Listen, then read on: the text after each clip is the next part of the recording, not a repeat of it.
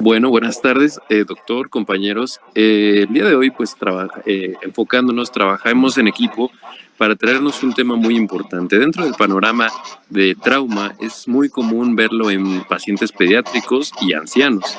Lo que tratamos de presentar en este tema es, de manera clara y concisa, cómo los mismos traumas, ya sea de abdomen, cráneo, y demás estructuras también son importantes y son de un abordamiento diferente a este tipo de pacientes.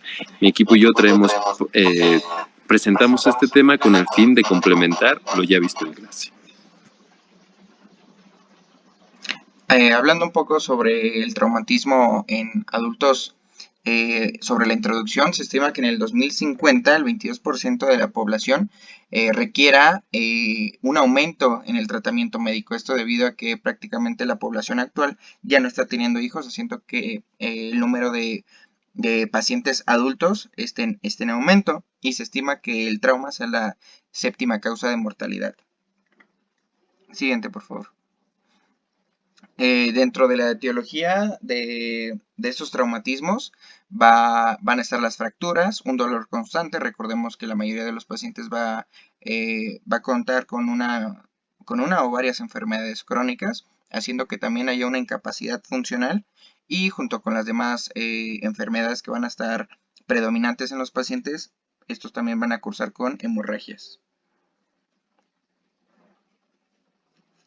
Dentro de los cambios anatómicos y fisiológicos en el anciano, que recordemos que esto va a ser un proceso natural del cuerpo, vamos a contar con una disminución de la masa encefálica, patologías oculares, como podría ser una disminución en la respuesta pupilar, haciendo que haya también un opacamiento del cristalino, haciendo que los pacientes tengan una disminución de la agudeza visual, también que haya hipoacusia, una disminución de la producción de saliva, también esto debido a una disminución de la secreción gástrica, junto con una disminución de la función renal. Esto junto con muchas otras patologías que conforme el paso del tiempo se van a ir desarrollando en estos pacientes.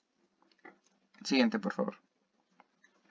Ahora sí, recordemos que pues los adultos van a estar en constante relación junto con, pues, en este caso, su entorno, y recordemos que prácticamente no está bien diseñado, haciendo que haya un aumento de estos daños, como les había mencionado anteriormente, un aumento en la predisposición de fracturas, junto con el uso constante de una medicación múltiple debido a sus enfermedades crónicas, pues va a hacer que sea más predominante sus lesiones.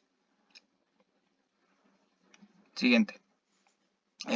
Aquí les puse una tablita junto con algunos cambios morfológicos y funcionales asociados al envejecimiento, cardiovascular, como podría ser el aumento de la matriz colágena en la túnica media, pérdida de las fibras de elastina, y esto nos va a dar a su vez rigidez vascular y cardíaca, lo que nos va a llevar a su vez a un aumento de la presión arterial, una mayor disfunción endotelial y mayor riesgo de arritmias. En la parte renal también va a haber un adelgazamiento de la corteza renal y una menor capacidad para concentrar la orina. En la parte del sistema nervioso central, como les había mencionado anteriormente, una menor masa cerebral, lo que nos podría llevar a una menor focalización en la actividad neuronal. En la parte muscular va a haber una pérdida de la masa muscular, también llevándonos a una disminución de la fuerza, caídas y fragilidad. Y en el caso del metabolismo, va a haber un aumento de la grasa visceral, esto como un efecto adverso. También podríamos relacionarlo con la parte muscular, que va a haber una pérdida de la masa muscular, igual debido a que va a haber también una disminución de sus actividades físicas. Siguiente, por favor.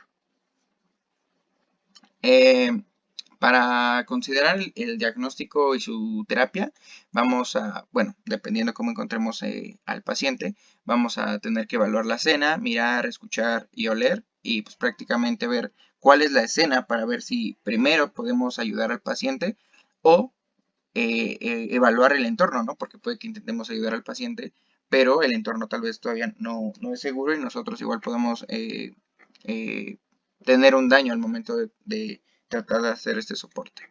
Y podemos ver la escala ABDI, que ahorita se las voy a mencionar. Siguiente, por favor. En la escala A, como les había dicho, el estado de alerta, preguntar cómo está el paciente y si tiene alguna respuesta. También Mediante un estímulo auditivo vamos a ver si este tiene respuesta al momento de que le preguntemos año, si gruñe, gime o mira fijamente o prácticamente pues no puede generar alguna palabra. Dolor, como les había dicho, esto dependiendo también tiene que ver con el estado de alerta, si va a tener alguna percepción del dolor o de plano ya está inconsciente, que es el último punto, que aquí es de plano donde nuestro paciente ya no nos da ninguna respuesta. Siguiente, por favor. A, B, D, I, otra vez lo mismo. A de alerta, esto equivalente en la escala de Glasgow. B de respuesta o solo a la voz, responde solo a la voz. Aquí sería un Glasgow equivalente a 13. Responde solo al dolor, 8. O si está inconsciente, pues ya 3. Siguiente, por favor. En el caso del triage en el paciente geriátrico, pues vamos a tener diferentes situaciones que nos van a entorpecer a la interpretación de los signos y síntomas de un anciano.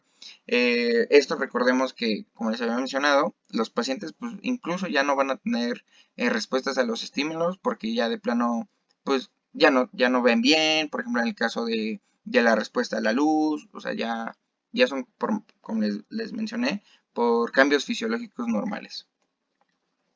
Siguiente, por favor.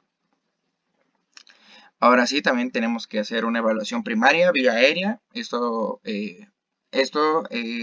viendo que no tenga ninguna obstrucción, restricción y protección cervical, dependiendo si sabemos si tiene alguna lesión o no, para poder hacer una intubación. Lo que les había visto, si hay permeabilidad, si no hay nada que si lo esté obstruyendo, en dado caso que sí, tenemos que obviamente liberarla, junto con el oxígeno en enfermedades pulmonares, fragilidad nasofaringia, si tiene una macroglosia o pues, tal vez artritis cervical, ¿no? Y pues igual podemos evaluar una escala de Malampati para evaluar si va a haber una complicación dentro de la vía aérea. Siguiente, por favor. Aquí les puse otra tablita sobre los cambios fisiológicos que se pueden dar en pacientes adultos, pero pues, ya lo pueden revisar ustedes. Prácticamente es cosas muy básicas. Ahora sí, la B de buena ventilación, cambios, cuánto va a requerir el paciente, si está oxigenando suplementario, cómo está su saturación, podemos verlo, lesiones en el tórax, con esto podemos ver si tenemos fracturas costales, neumotórax simple, hemotórax, su reserva cardiopulmonar para así ver si podemos administrar cristaloides. Otros cambios en el manejo de la ventilación, ahí les puse una tablita que igual siempre tenemos que vigilar la saturación, que es muy importante, tenerla siempre, tratar de tenerla mayor al 92%. Siguiente, por favor. También la circulación, el retorno a la circulación espontánea, junto con la presión arterial y la frecuencia cardíaca, junto que estén normales. Una alta poscarga crónica nos puede dar una resistencia vascular periférica. Esto nos va a llevar a una limitación del volumen sistólico y esto, como les digo, aumenta la prevalencia en los pacientes adultos, lo que nos va a llevar a que tengamos una vigilancia estricta de estos pacientes, ¿no? Porque recordemos que estos van a tener la mayoría, en caso de México, pacientes con hipertensión arterial. Siguiente, por favor. Otros cambios fisiológicos que se pueden ver dentro de la circulación. Aquí les puse una tablita que la pueden revisar también. Siguiente. Ahora sí, el déficit neurológico, realizar una buena anamnesis en el caso de que el paciente pues esté inconsciente o no esté en un estado favorable para que nos pueda contestar, pues consultarlo con sus familiares. Si tiene contusiones leves, pues podría ser un hematoma subdural o pues, tal vez un golpe más severo, pues evaluarlo con un ataque de cráneo. Lesiones cervicales pues podrían estar relacionadas a una osteoporosis, osteoartritis, degeneración de los ligamentos o la formación de osteofitos. ¿Le puedes cambiar? Ahora sí, otra tablita que habla un poco sobre el manejo del déficit neurológico, dependiendo cómo esté la masa cerebral del paciente, como les había mencionado, sí puede ser que el paciente presente atrofia cerebral, prevalencia de enfermedades degenerativas de la columna vertebral y pues prácticamente en el caso de los ancianos, la mayoría va a presentar miosis, reflejo enlentecido de la luz, ya que se verá disminuida la respuesta miótica pupilar. Esto nos va a dar limitación en cierto grado al movimiento hacia arriba y hacia debajo de la mirada respecto a su agudeza visual y a la prevalencia, como se había mencionado, de enfermedades regenerativas en la columna vertebral. Siguiente, por favor. También cómo va a estar la exposición al ambiente de nuestro paciente. Ya puede que tenga problemas para la regulación de su temperatura, barrera mecánica, cicatrización, lo que nos va a llevar también a una hipotermia. Y pues, también estar en una constante evaluación de que haya una inmunización contra el tétanos. Siguiente, por favor. Otros cambios fisiológicos respecto al manejo de la exposición al ambiente. Podría ser una disminución de la grasa subcutánea, si es posible. Para manejar esto, tenemos que liberar a los pacientes de la tabla espinal rígida previa para la evaluación de la situación pues, actual de lo que le está pasando al paciente. Carencia nutricional, y esto tendríamos que evitar la hipotermia. Recordemos que a estos pacientes también se les olvida comer, así que hay que tenerlos en un constante vigilancia. Siguiente, por favor.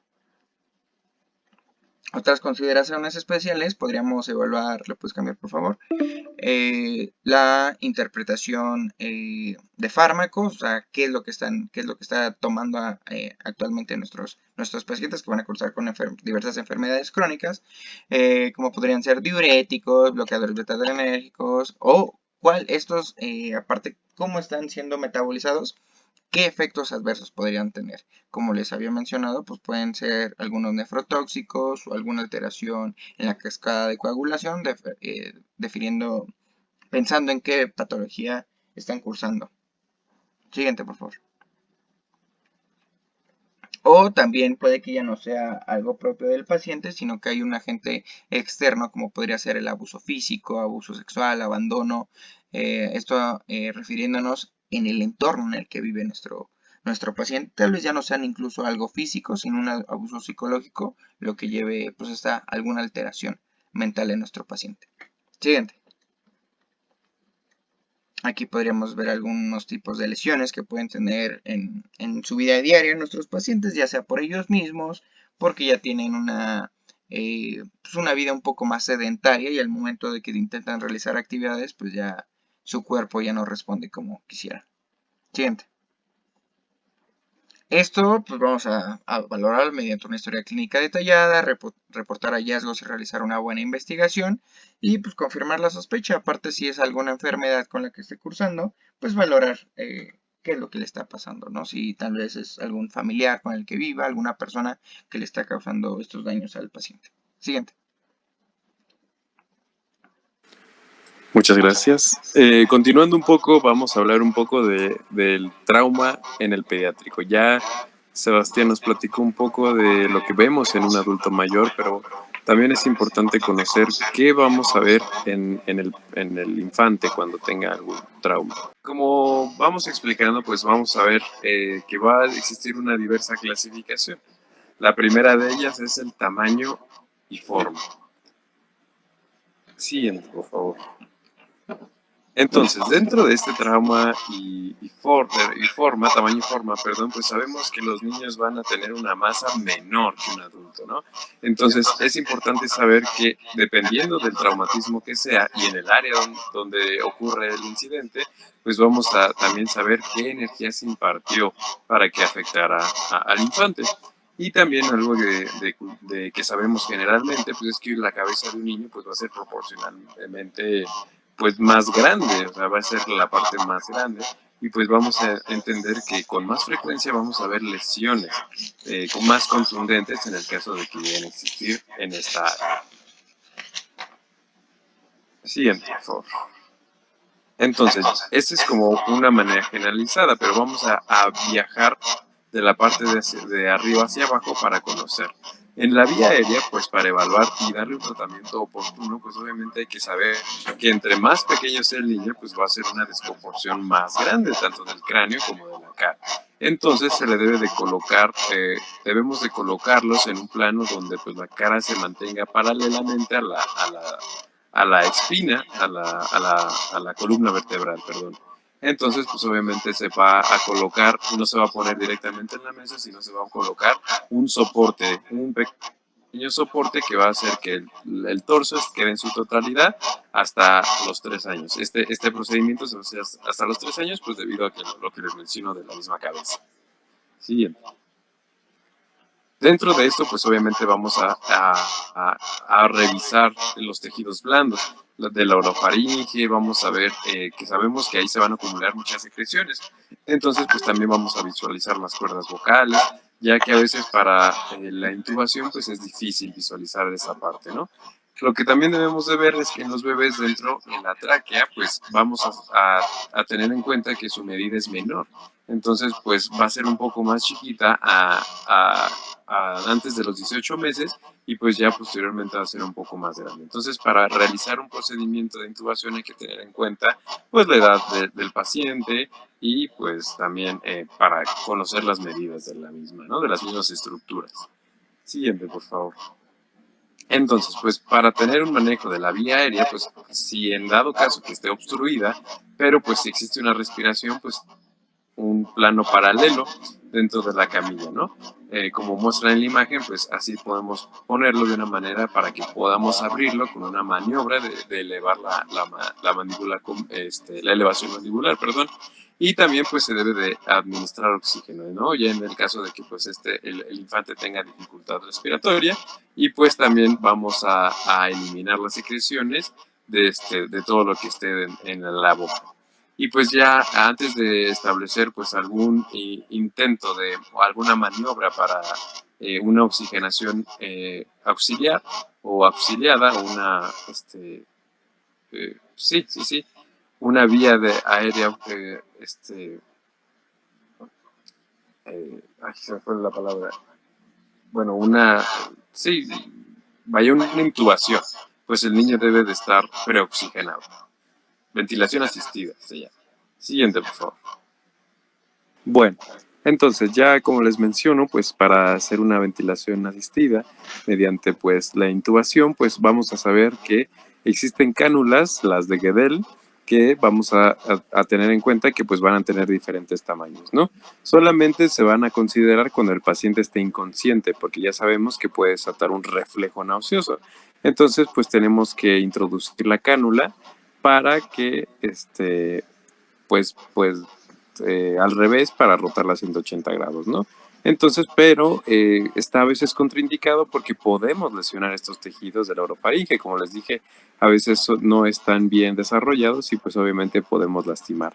Debe ser muy suavemente directamente a la orofaringe. Entonces, en esta imagen, pues hay por diferentes tamaños y la que se considera en niños, pues va a ser de la doble 0 a la 1 o por colores, que sea la morada, la azul claro o la como un tipo violeta.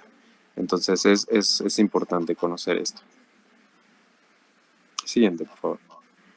Bueno, y como ya vemos que la intubación orotraqueal pues va a ser obviamente diferentes lesiones. No siempre se va a considerar como primera opción, pero sí va a ser eh, vista como una viabilidad cuando existe una lesión cráneoencefálica severa, donde pues, el paciente no pueda respirar o se le complique respirar y mantener su cuerpo en reposo, o no existe una vía aérea permeable, alguna falla respiratoria o que el paciente presente hipovolemia, perdón, y que pues obviamente se deprima su vía aérea, ¿no? Y requiera pues ya un tratamiento quirúrgico. Siguiente, por favor. Pues bueno, aquí podemos ver que pues se van a utilizar diferentes tipos para considerar esto, ¿no? Entonces, pues tenemos que usar tubos de tamaño adecuado, se va a requerir un tubo endotraqueal de la vida preoxigenado, ¿no? Entonces es prácticamente lo mismo. Para dar este tubo endotraqueal, pues vamos a confirmar directamente que pues el movimiento de la vía aérea pues sea previamente oxigenado. Entonces, pues ya sabemos que cualquier movimiento brusco dentro de esto puede provocar un desplazamiento del tubo endotraqueal. También es una manera que se utiliza, pero es en pacientes pediátricos un poco más grandes, porque pues por el tipo de movimientos, por la irritación, por todo lo que afecta, ¿no? Entonces debe de ser este tubo, pues va a ser, a veces lo dicen como que es un poco ciego, ¿no? Porque es relativamente agudo. Siguiente, por favor. Y pues bueno, ese es por parte de la vía aérea. Ya tenemos dos clasificaciones. La tercera es circulación y el choque. Lo que podemos ver, pues obviamente es vamos a ver si hay un compromiso circulatorio. Dentro de este circulatorio, pues vamos a saber que su presión arterial sistólica pues esté en un rango normal. En dado caso que tenga un shock, pues obviamente darnos cuenta si esto está en riesgo o pues todo, alguna parte, existe una manifestación que nos haga que esta presión disminuya. Vamos a ver que pues debe de tener el paciente mínimo hasta el 30% de volumen sanguíneo para que pues se pueda considerar una disminución de esta presión sistólica. Siguiente, por favor. Entonces, en esta tablita pues está muy interesante porque nos dice estas respuestas sistémicas dentro de los pacientes pediátricos. Nos va diciendo cómo podemos observar o qué manifestaciones vamos a ver dentro del sistema cardiovascular, del sistema nervioso central, a este incluso de la piel, o también podemos ver de la orina. Entonces, dependiendo de la pérdida de sangre o la pérdida del volumen sanguíneo, vamos a ver estas manifestaciones clínicas en el pediatra. Entonces, pues es importante reconocer esto, ¿no? Lo que les menciono mucho es ver la presión arterial, es revisar que todo esté su pulso normal o que esté el pulso reducido, o en el caso, pues tengan algunas otras patologías, ¿no? Entonces hay que revisar estos puntos de manera clara. Porque como sabemos, la pérdida del volumen, pues no solo nos va a dar problemas cardiovasculares. Siguiente, por favor. Y pues bueno, lo que debemos de considerar es reponer estos líquidos, reponer los líquidos y la sangre perdida. Entonces, pues obviamente se va a hacer con un objetivo de reemplazar todo el volumen que ya perdió. Lo que debemos de hacer es administrar un bolo intravenoso de una solución cristaloide isotónica de 20 mililitros por kilo en un bolo inicial y pues dependiendo de cómo esté el paciente avanzando, pues vamos a ver que se puedan añadir uno o dos bolos adicionales de la misma cantidad para que pues ya sean isotónico cristaloide para que pues obviamente se vea una respuesta. Pero en el caso que un niño presente una hemorragia o tenga un sangrado en curso, después de administrarte esos boles, pues obviamente vamos ya a administrarle glóbulos, un paquete de glóbulos de 10 mililitros por kilogramo. Y bueno, por esa parte pues ya vamos abordando cada punto, ¿no? Entonces, dentro de este trauma, pues también un trauma muy importante que vamos a ver es el trauma de tórax, que ya como lo vimos en adultos, pues en niños también se va a presentar. Siguiente, por favor. Entonces, el trauma, pues obviamente el 8% de algunos de los traumas de tórax, pues va a ser en los niños. Es más común que estas lesiones, pues obviamente sean por alguna caída o por algún accidente de tránsito, que pues obviamente los pequeños están en el automóvil y pues es más fuerte el golpe. Siguiente, por favor. Dentro de este trauma de tórax, pues sabemos que esta flexibilidad pues del tórax de un niño, pues va a hacer que la energía cinética que ya sea pues de toda esa parte se vaya a transmitir directamente al parénquima pulmonar. Entonces, pues obviamente como sabemos que esa movilidad va a hacer que se mueva dentro del mediastino, pues es más probable que podamos ver en un infante un neumotórax. Atención, que es lo que ya vimos en clase, ¿no? Que esta patología es común. Siguiente, por favor. Y pues bueno, a lo que quería abordar directamente en el tórax, pues vamos a ver más esta presencia de los neumotórax o alguno por la facilidad que tiene el movimiento, ¿no? También es importante recalcar eso. Y en el trauma de abdomen, pues obviamente vamos a ver que va a estar ligado con el tórax, porque van a estar directamente conectadas pues con los traumas cerrados, ¿no? A veces se considera que el trauma abdominal pues va a ser por el mismo accidente automovilístico, porque pues esa afectación directamente o incluso las caídas también pueden darnos, ¿no? Siguiente, por favor. Y pues bueno, para abordar el trauma abdominal, pues obviamente vamos a evaluar qué fue lo que pasó, cómo sucedió, cómo fue y demás, ¿no? También, pues ya que tenemos claramente el cómo pasó, pues vamos a auxiliarnos con un ATAC o con un ultrasonido y pues se puede sugerir un tratamiento no quirúrgico o dependiendo de qué lesiones se vayan específicas, ¿no? También podemos considerar un auxiliar, un lavado peritoneal diagnóstico para que pues nos pueda auxiliar en el caso, ¿no? Dependiendo de cuál sea la causa, pues considerar uno de estos temas. Siguiente, por favor. Y pues bueno, la evaluación pues obviamente pues vamos a ver, preguntarle al paciente abdominal. Como sabemos, los niños pues no te van a decir precisamente cómo le duele, sino vamos a ver cómo es el llanto, cómo es el dolor, cómo es la posición, cómo es el hábitus exterior. Entonces, pues vamos a preguntar, vamos a ver, revisar eso, evaluar su tono de musculatura abdominal o en el caso que el abdomen esté distendido, pues se puede descomprimir el estómago, ¿no? Entonces, como por medio de una sonda nasogástrica, ¿no? Y la presencia, pues obviamente del signo de seguridad, pues va a aumentar la posibilidad de que haya lesiones abdominales. Esta presencia del signo de seguridad, pues es del mismo cinturón de seguridad, ¿no? Entonces, siguiente, por favor.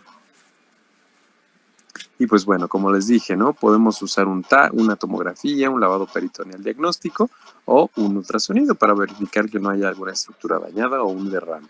Siguiente, por favor. Y pues bueno, en el tratamiento no quirúrgico, pues vamos a saber que dependiendo de la causa que veamos en el ATAC, puede haber sangre intraperitoneal o pues obviamente no va a ser necesario pues que se haga una laparotomía, pues cuando exista que esté hemodinámicamente estable, ¿no? Y pues si el estado hemodinámico no hay una estabilización, pues ya podemos considerar la laparotomía, pues para calmar esa hemorragia que tenga por dentro, ¿no? Entonces también se puede utilizar o incluso una angioembolización para ver que pare o que cesa esa estructura. Siguiente, por favor. Cesa.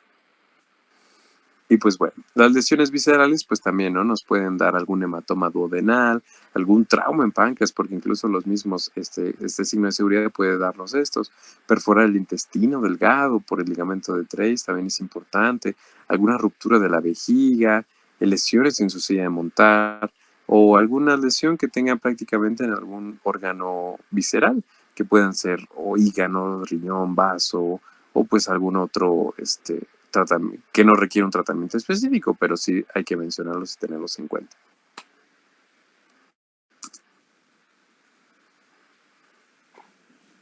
Bueno, para continuar, vamos a hablar del trauma cráneoencefálico, que pues es común en los niños también, como ya habíamos visto en adultos. Pues esta es una lesión directa hacia la estructura craneal, encefálica o también de las meningias, y pues se puede presentar como consecuencia de un efecto mecánico o por otro agente externo. Entonces, pues este trauma craneoencefálico se va a dividir en dos tipos. En el primario, que va a ser dirigido hacia la bóveda craneana y hacia el encéfalo mismo, y las secundarias, que se va a presentar como consecuencia de aquellos eventos que van a acompañar al trauma o el que desencadene este. Y bueno, aquí tenemos un ATAC que nos muestra un traumatismo craneal con una hemorragia subaracnoidea, además de presencia de un edema. Entonces, en cuanto a las lesiones primarias, pues vamos a identificarlas como las lesiones del cuero cabelludo, directamente la fractura del cráneo, la conmoción cerebral, contusiones, hemorragias, ya habíamos visto, y las lesiones secundarias, pues van a ser aquellos mecanismos que vayan a incluir cierta toxicidad por el glutamato. También las lesiones de las membranas, algunas derivadas por un desequilibrio electrolítico. También se puede dar isquemia secundaria a un vasoespasmo o oclusión microvascular focal.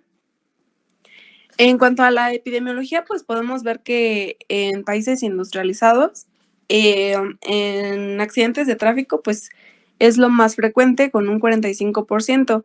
En cuanto a caídas, que pues los niños se caen bastante, pues corresponde a un 30%. Y, por ejemplo, en la actividad pues del recreo, igual pueden ser caídas o golpes directamente, pues corresponde a un 10% o algunos eventos no accidentales de un 5%. Es más frecuente en hombres en relación 3:1 y se da entre el 60% y el 90% de los traumatismos pues se presentan de forma leve. En cuanto a las manifestaciones clínicas, pues vamos a identificar pérdida del conocimiento, que pues esta nos habla pues de un trauma pues un poco más severo, el dolor de cabeza, vómito, convulsiones, hematomas en cuero cabelludo y pues estas manifestaciones clínicas hay que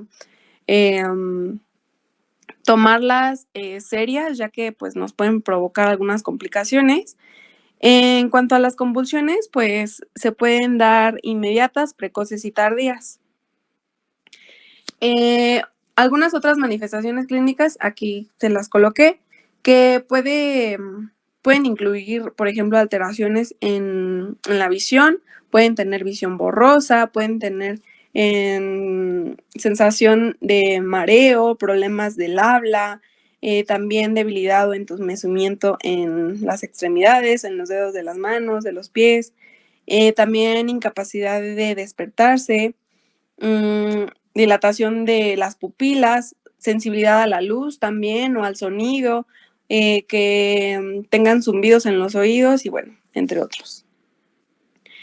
En cuanto a la clasificación, vamos a tener leve, moderado y severo. Esto se va a evaluar con respecto a la escala de Glasgow, que bueno, en cuanto a una puntuación leve va a ir de 13 a 15, que recordando la puntuación máxima de Glasgow es 15 y la puntuación mínima es de 3. En cuanto a un traumatismo craneoencefálico moderado, va a tener una puntuación de entre 9 a 12 y un severo menor a 8. Y bueno, aquí va a estar la escala de Glasgow, como lo vamos a puntuar respecto a la porción verbal, motora y ocular. Los métodos diagnósticos, igual vamos a realizar, pues, primeramente una radiografía de cráneo y posteriormente, pues, podemos auxiliarnos con una TAC para, pues, identificar las lesiones que puedan encontrarse, no a simple vista. Y bueno, en cuanto a las indicaciones para rayos X de cráneo, pues vamos a identificar que pues cuando la historia del trauma, sea incierta. Para evaluar rápidamente la ubicación de un cuerpo extraño, ya sea como un proyectil, podría ser. En raras ocasiones también se puede detectar las fracturas en pacientes asintomáticos, que puede ir de 3 a 24 meses de edad con hematomas relativo del cuero cabelludo. Entonces se le va a realizar a estos pacientes una radiografía. En cuanto a un TAC, pues van a ser pequeños que tengan entre 1 año o 2 años de edad, ya que pues igual es muy difícil como catalogar qué tipo de daño tienen. Y por ejemplo aquí podemos mandarla a hacer cuando tenemos sospecha de abuso infantil, por ejemplo el síndrome de niño zarandeado.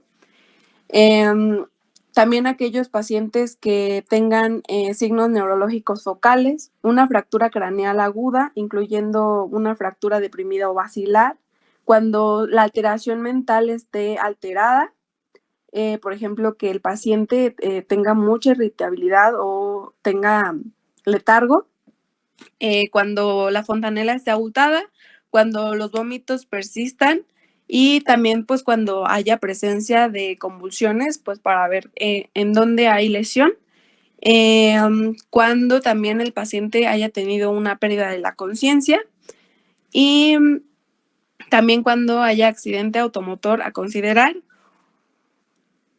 Y bueno, el tratamiento, pues vamos a identificar también la PIC, que es la presión intracraneal, que normalmente en los niños va de 10 a 15, me parece. Entonces, vamos a interpretar como una hipertensión arterial intracraneal mayor a 20 milímetros de mercurio. Y aquí, pues, se tiene que iniciar tratamiento, por ejemplo, el mannitol, cuando hay edema, ¿no? Entonces, también el objetivo es mantener una PIC menor a 20 milímetros de mercurio y una perfusión craneal mayor a 40 milímetros de mercurio en lactantes y mayor a 50 en niños u adolescentes. El primer paso para el manejo de estos pacientes pues es resucitación Vamos a valorar a través del manejo ABC, que pues ya Sebas nos hizo el favor de explicarnos nuevamente en qué consiste. Uh-huh. En cuanto, pues vamos a revisar la vía aérea. Los niños con tensión arterial normal, sin deterioro neurológico, se le puede administrar el oxígeno suplementario para evitar pues la hipoxia o también pues para intentar corregirla pues de forma oportuna e inmediata. El manejo avanzado de la vía aérea pues va a requerir una intubación endotraqueal y pues puede ser necesaria maximizar la oxigenación y la ventilación para que tenga para la protección contra una aspiración del contenido gástrico. Entonces, con la excepción de los casos de depresión severa del estado de conciencia, vamos a requerir de pues una técnica que va a ser la maniobra de Selig y la de esperen tantito. Bueno, vamos a identificar, más bien vamos a usar la maniobra de Selig y Bourne, que pues la de Selig va a ser prácticamente una compresión ligera en el cartílago cricoides. Esta maniobra se debe de mantener durante todo el tiempo que nosotros realicemos el procedimiento para intubar. La de Bourne pues va a ser cuando movilicemos el cartílago cricoides hacia el fondo, hacia arriba y hacia la derecha. De esta forma podemos visualizar de mejor forma las estructuras para llevar a cabo una mejor intubación. En cuanto a la circulación, se le va a administrar cristaloides isotónicas en un bolo de 20 mililitros por kilo durante 5 a 20 minutos. Se va a repetir y de igual forma 20 mililitros por kilo para restablecer la presión arterial y la perfusión de los tejidos. Estas soluciones isotónicas se van a administrar durante las primeras 24 a 48 horas. Vamos a tener como metas la presión arterial sistólica se debe de mantener por encima del percentil para la edad y el género. En cuanto a los neonatos, va a estar por arriba de 60, infantes de 70, en niños de 1 a 10 años se considera que es 70 por 2, más 2 por la edad. Y en niños mayores de los 10 años ya van a estar en 90 milímetros de mercurio. Vamos a tener también que vigilar la hemoglobina, debe estar por arriba de 9. Y pues bueno, si a pesar de reponer la volemia de los pacientes siguen teniendo datos de hipotensión, se debe administrar fármacos ionotrópicos.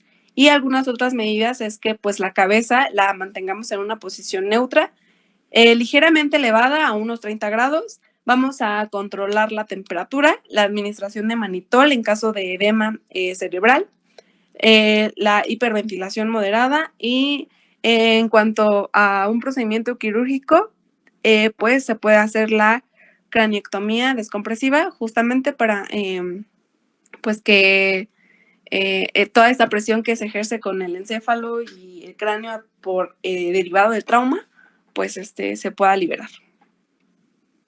En cuanto al trauma de columna y médula espinal, ya que también revisamos en clase, pues vamos a tomar en cuenta que en niños pues también se puede presentar. Estos se pueden dar cuando pues haya pacientes con politraumatismo. Hay que considerar que pueda tener trauma en la médula, en la columna. Entonces pues los mecanismos de lesión van a ser pues de alto impacto, por ejemplo en los choques automovilísticos. Probablemente se deban a lesiones penetrantes de cuchillos y balas, de proyectiles, igual que en el de cráneo. Entonces, en cuanto a signos y síntomas, vamos a tener que el estado de conciencia va a estar alterado.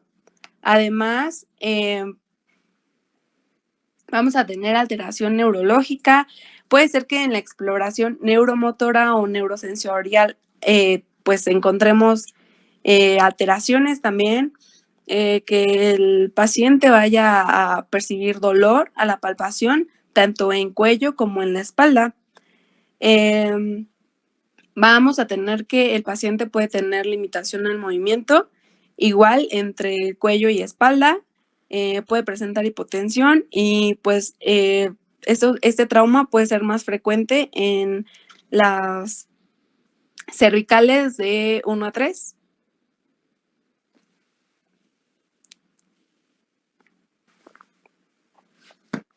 Esperen, otra vez. Sí. Ok. Entonces, los signos y síntomas que vamos a encontrar en una lesión de columna cervical, vamos a tener que, en cuanto a la exploración motora, pues va a presentar anormalidades, alteraciones. Vamos a poder observar parestesia, parálisis, flacidez, ataxia, espasticidad y tono rectal anormal. En cuanto a la parte sensitiva, pues también se puede encontrar anormal. Puede encontrarse dolor, sensibilidad, temperatura, parestesia y igual reflejo anal. Puede presentarse, como ya les había mencionado, dolor en cuello, alteración del estado mental, tortícolis, limitación de los movimientos, espasmo de los músculos cervicales, equimosis o edema propiamente del cuello, además de reflejos anormales o ausentes.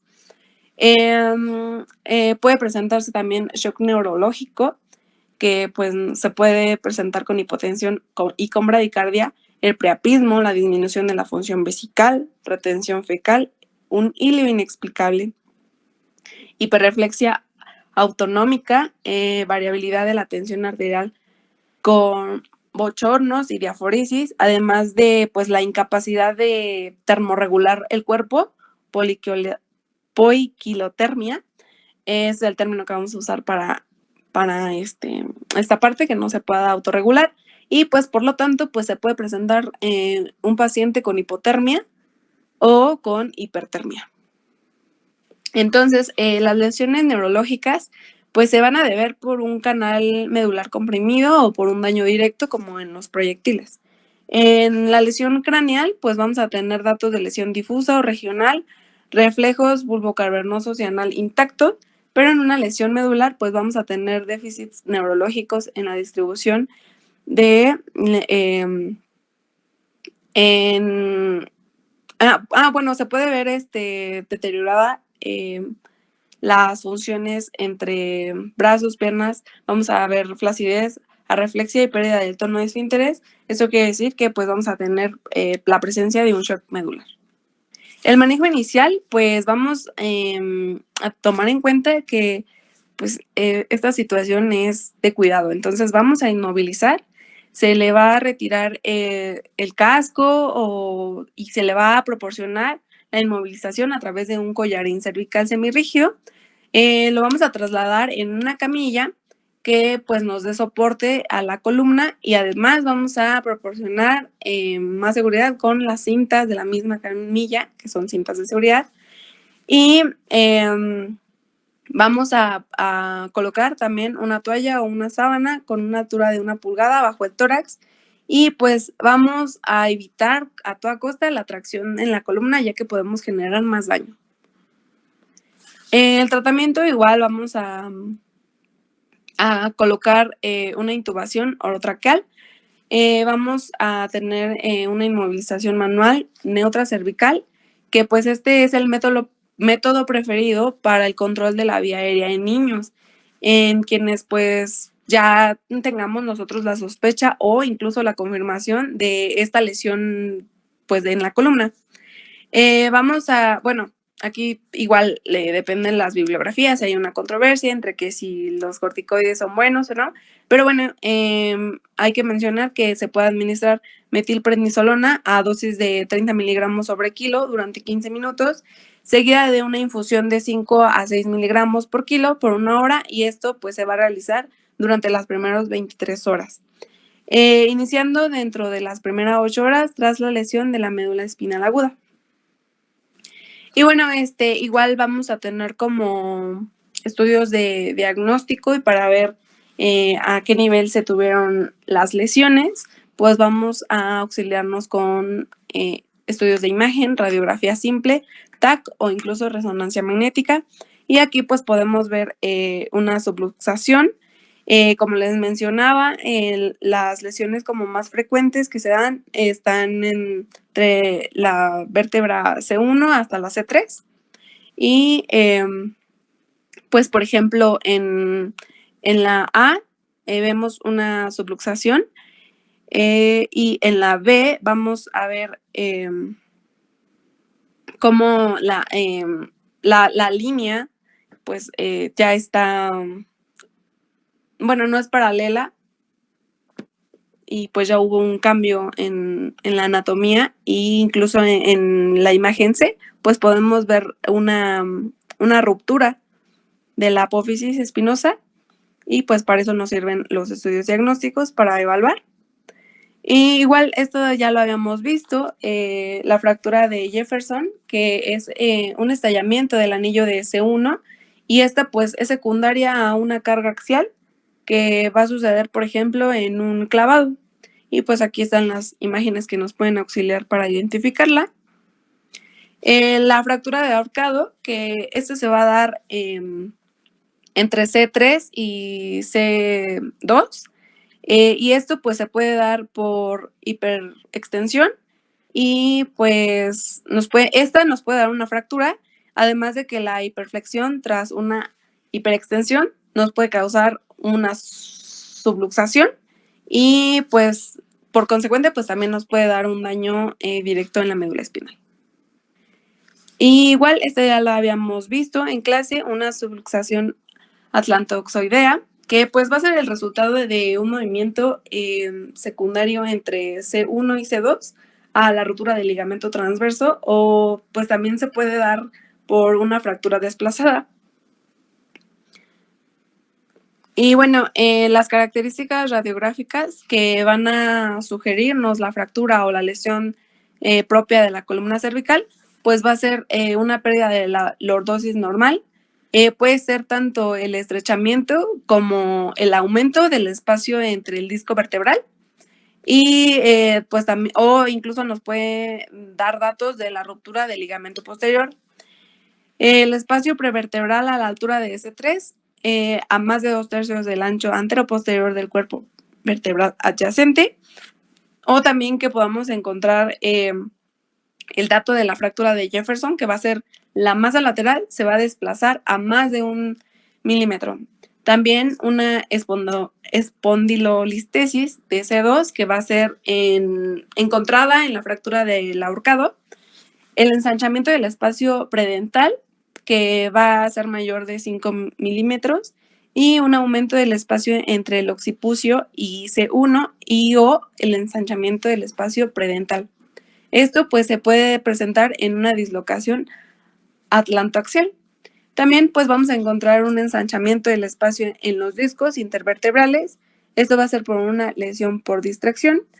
Y vamos a identificar una vista de la odontoides que muestra una masa lateral de S1 por delante, y esto nos quiere decir que pues bueno, o se presenta en la subluxación rotatoria y pues esta masa lateral se va a observar estrecha y además se va a encontrar alejada de la línea media.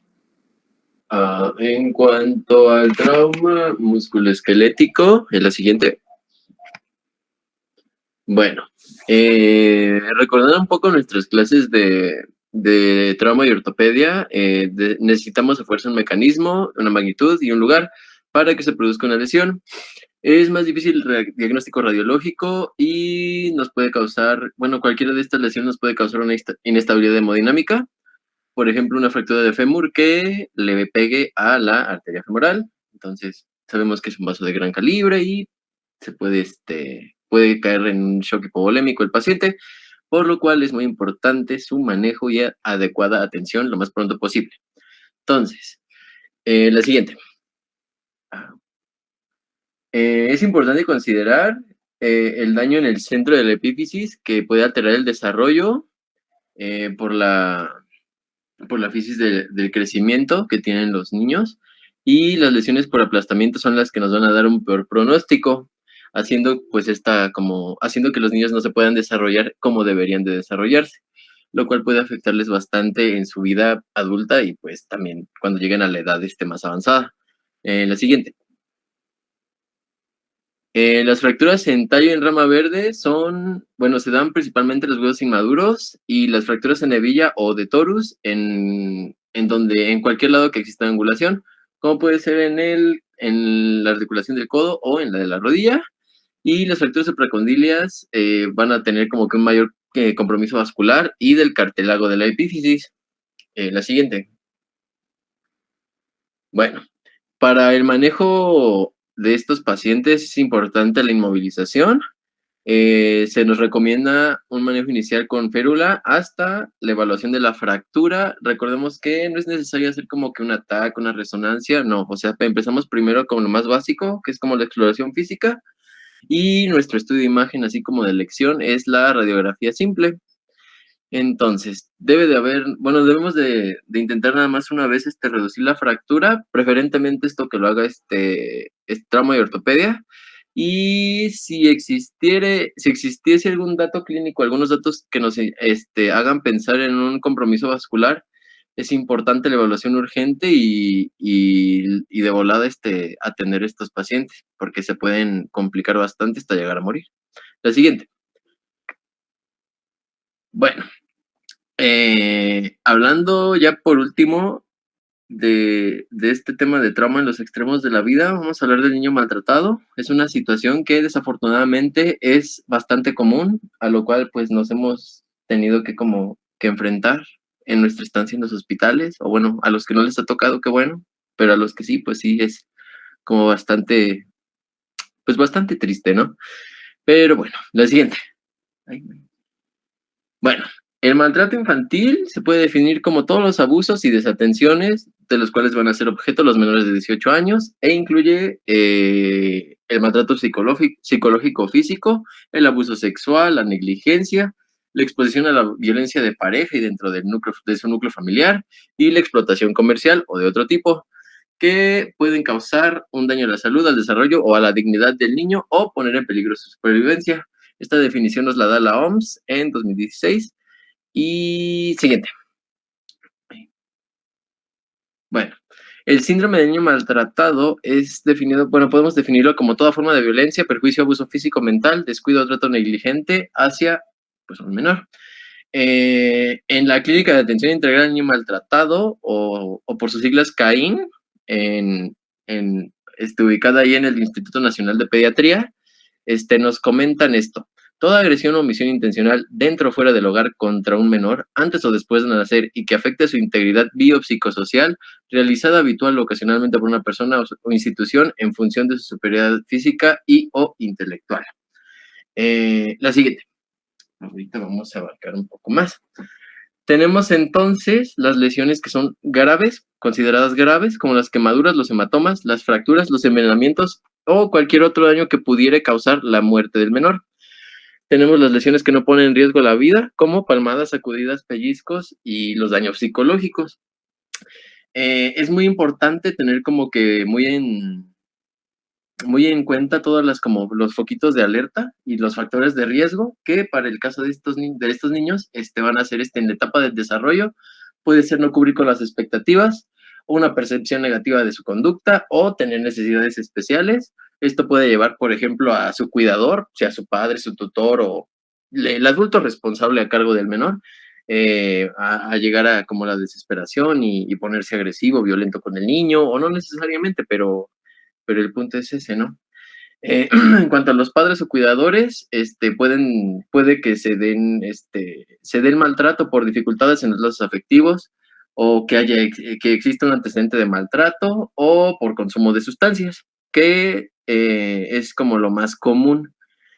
O en cuanto a los factores de riesgo que involucran a la familia del menor, pueden ser problemas físicos o mentales. También abarca la ruptura familiar, la violencia intrafamiliar, como ya les comentaba, y que el niño tenga diversos cuidadores, que por ejemplo pase mucho tiempo en la escuela o en su guardería, en el kinder, y de ahí se vaya a la casa del tío, a la casa de la abuela, y luego con los papás. O sea, que esté como que de un lado a otro el menor, y eso lo expone obviamente a más personas que pueden agredirlo. La siguiente, porfa. Bueno, tenemos la regla de TEN 4, que esta regla es una herramienta que nos ayuda a nosotros a identificar cuando un menor puede estar siendo víctima de un abuso. Los datos que nos da, bueno, los datos en los que nos tenemos que fijar en esta regla son las zonas en las que pueden aparecer los hematomas o las lesiones, que pueden localizarse en torso, oreja y cuello para niños menores hasta 4 años y en cualquier región del cuerpo para menores de 4 meses. Es como una regla basada en la vulnerabilidad del niño, o sea, de 4 meses obviamente mucho más vulnerable que uno de 4 años, pero, o sea, el de 4 años no deja de ser vulnerable. Entonces es una herramienta con la cual nosotros nos podemos apoyar para empezar a sospechar pues, ¿qué está pasando? La siguiente, porfa. Bueno, ¿es posible evaluar la edad de un hematoma? Sí. Recuerden que la lesión inicial va a aparecer como el moretón, ajá, y conforme se va degradando como que la hemoglobina, como que, y se van reacomodando todas las capitas y todo, va perdiendo color.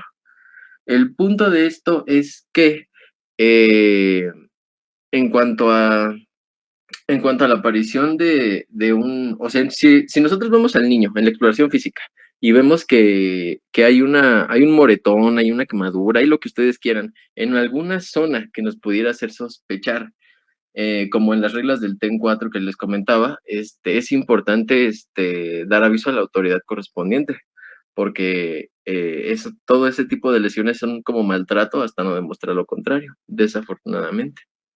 También pueden aparecer en los sitios defensivos, como pueden ser la porción superior de los brazos o la parte externa de los muslos, pero también son vulnerables la cabeza, las orejas, el tronco, las nalgas y los brazos.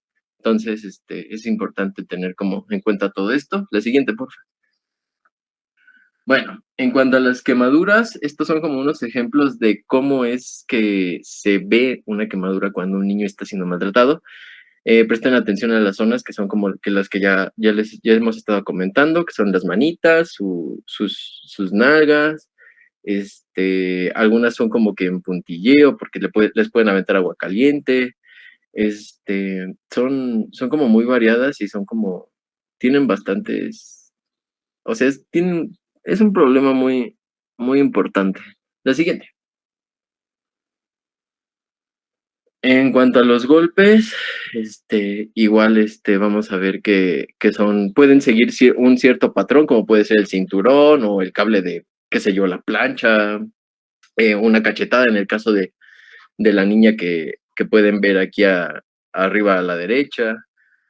Entonces, es como importante tener en cuenta que las lesiones pueden seguir cierto patrón y pues, sí, la siguiente, porfa. En cuanto a la exploración física, podemos encontrar zonas de alopecia que probablemente sea traumática, un edema periorbitario bilateral o algún tipo de fractura, algún tipo de lesión en el sistema nervioso. Es muy variada como que la clínica, pero como les comentaba, recuerden que es importante sí o sí dar aviso a la autoridad correspondiente para que ellos tomen cartas en el asunto. Y la siguiente.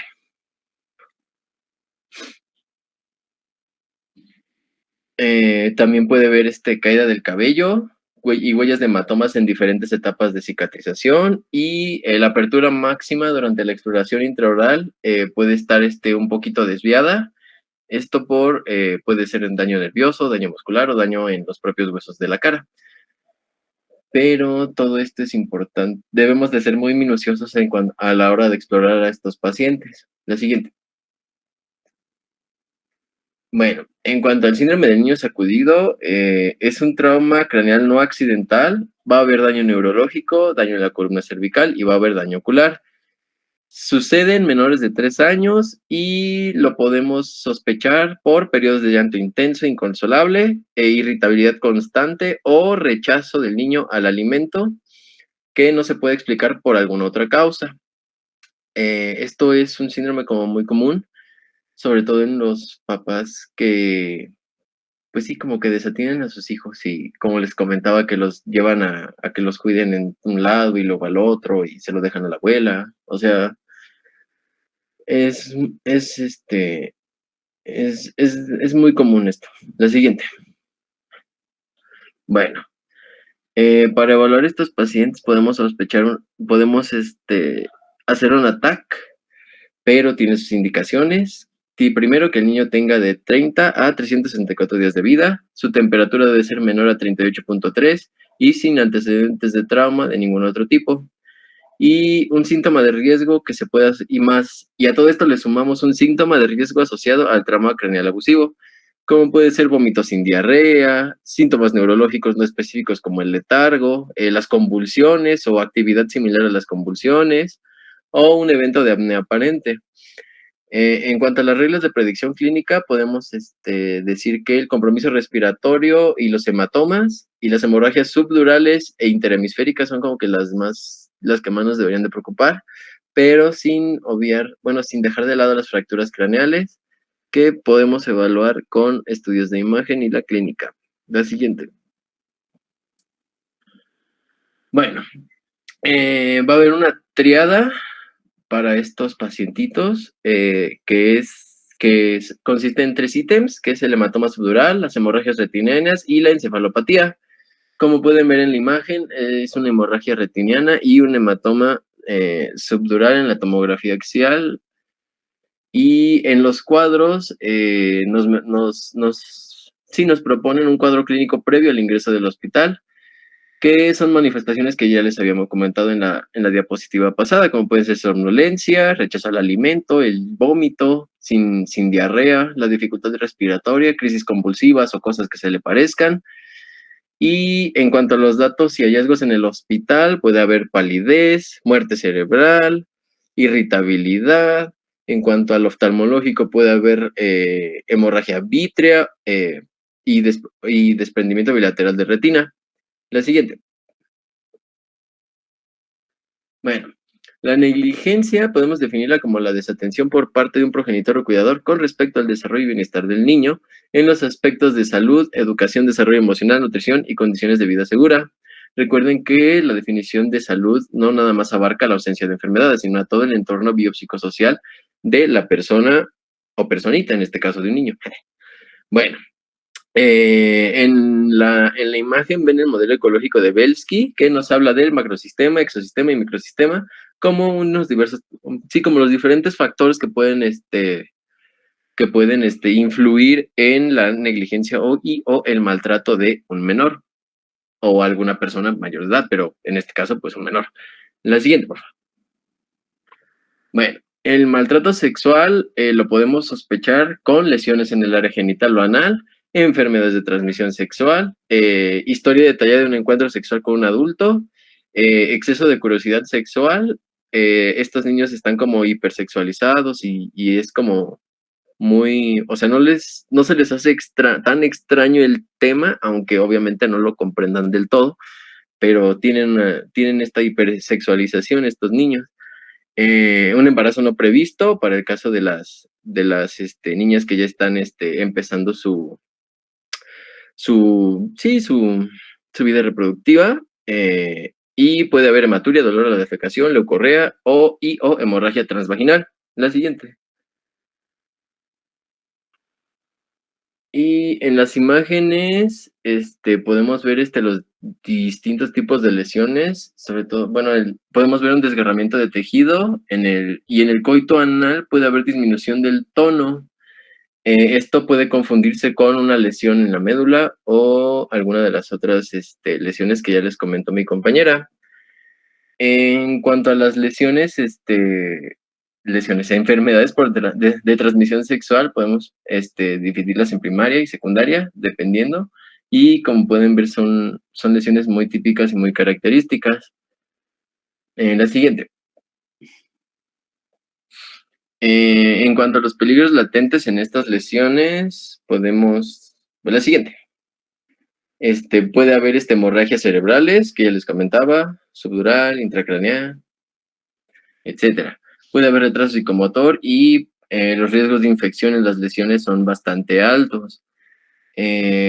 Porque, pues sí, obviamente, pues si no cuidan al niño. Bueno, ya, total. La siguiente. En el síndrome del niño sacudido puede haber daño cerebral y muerte. Y en cuanto al abuso sexual, puede haber trastorno de estrés postraumático, que estos niños van a estar como muy irritables, van a estar como muy aislados, van a tener estos flashbacks del evento traumático. Y las preguntas que ven son como preguntas que se le pueden hacer al menor en caso de que nosotros sospechemos algún abuso. Estos niños también van a estar deprimidos y desafortunadamente esto nos puede llevar a pues el suicidio. Entonces, es muy importante hacer como que un enfoque integral, no nada más en el aspecto médico, sino también en el aspecto psicológico o, si de ser necesario, psiquiátrico, para evitar que lleguen hasta este punto. La siguiente.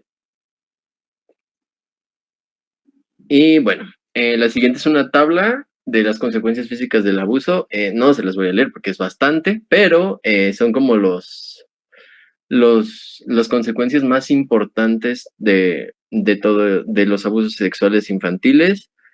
Y pues nada, está bastante completa para poderla revisar con calma. Y pues nada, siguiente. Va a haber ciertas secuelas al alta y ciertas secuelas tardías. Y las secuelas neurológicas pueden abarcar desde hipoacusia hasta dificultad de la deglución, hipotonía, escasos movimientos espontáneos, macrocefalia o no sonrisa social. En cuanto a los trastornos visuales puede haber estrabismo, y las tardías, en cuanto a lo neurológico, puede haber microcefalia, epilepsia, parálisis cerebral, y puede haber secuelas cognitivas como trastorno de déficit de atención e hiperactividad o algún tipo de retraso en el lenguaje y en el aprendizaje, y va a haber trastornos del ánimo y en el comportamiento. Por esto es importante lo que les comentaba. Y bueno, por nuestra parte sería todo, y pues quedamos al pendiente de cualquiera de sus posibles dudas. Y pues ya, muchas gracias.